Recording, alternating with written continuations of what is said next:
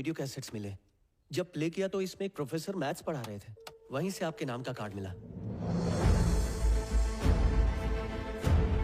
Box में था, ये कैसेट्स के साथ पढ़ा था, इसीलिए हम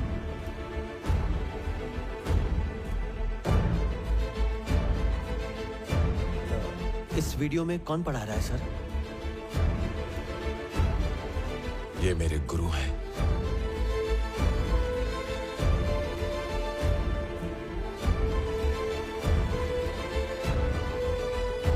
बालू सर।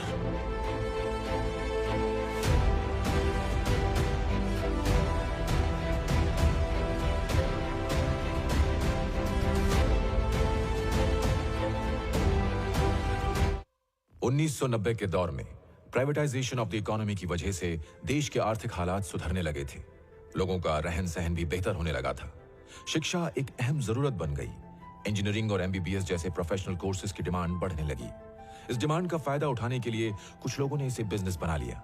शिक्षा अब एक धंधा बन गई थी। हर शहर में प्राइवेट जूनियर कॉलेजेस सेटअप कर दिए गए।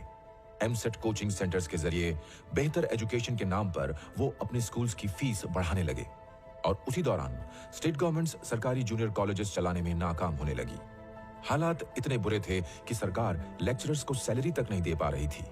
इसी बात का फायदा उठाकर प्राइवेट कॉलेज ओनर्स ने सबसे अच्छे प्रोफेसर्स को मोटी पगार का लालच देकर खरीद लिया। कई गवर्नमेंट कॉलेजेस लेक्चरर्स न होने की वजह से बंद होने लगे।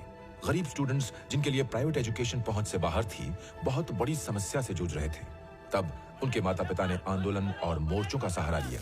प्राइवेट कॉलेजेस का बढ़ता धंधा ऑपोजिशन पार्टी की आंखों में चुभने लगा। प्राइवेट कॉलेजेस बंद करो।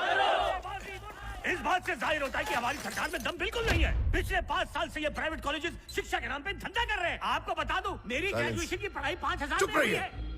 श्रीनिवास त्रिपाठी, त्रिपाठी एजुकेशनल इंस्टीट्यूट्स का चेयरमैन और प्राइवेट जूनियर कॉलेज एसोसिएशन का प्रेसिडेंट। जब सरकार अपने गवर्नमेंट जूनियर कॉलेजेस चलाने में नाकाम होने लगी, तब उन्होंने फीस रेगुलेशन बिल लागू करने की योजना बनाई ताकि उनकी साख भी बची रहे और त्रिपाठी के प्राइवेट कॉलेजेस पर लगाम लगाई जा सके। तब उसने एक मास्टर प्लान बनाया, a man with a dangerous vision. अगर वो द्रोणाचार्य होता तो वो एकलव्य से गुरु दक्षिणा में एक नहीं सारी उंगलियां मांग लेता। Private junior colleges government colleges के साथ मिलकर काम करेंगे। जो सरकारी जूनियर कॉलेजेस बंद हो गए हैं, उनके साथ हम जुड़ेंगे और उन्हें चलाएंगे। हम अपने बेस्ट लेक्चरर्स वहां भेजेंगे और उनकी पगार भी हम ही देंगे। ऐसा कैसे कर सकते हैं? मुझे नहीं लगता ये ऐसा सोचा भी कैसे? साइलेंस। अरे मुझे किसी का डर नहीं। ये क्या बात हुई त्रिपाठी? तुम्हारे मन में जो आया तुम टीवी पर बकबक करके चले आए। चुप रहो। भिखारी को एक रोटी देने से पहले भी 2 बार सोचता हूं। जो भी बोला है मैंने सोच समझ के बोला है। इस देश में एजुकेशन एक नॉन प्रॉफिटेबल सर्विस थी, लेकिन हमने छोटे छोटे लूप होल्स ढूंढकर एक बड़ा बिजनेस बनाया। लेकिन एक fees regulation bill can finish all of us. कहिए मिस्टर श्रीवास्तव, आपका coaching centre 45,000 per annum fees लेता है, तो अब अगर फीस 6,000 हो जाए तो आपको कोई दिक्कत तो नहीं है ना?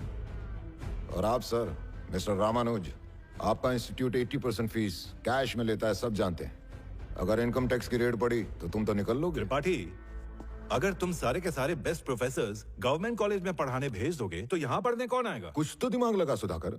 बेस्ट प्रोफेसर्स कौन भेजने वाला है? मतलब? हम लोग वहां सिर्फ जूनियर लेक्चरर्स भेजेंगे।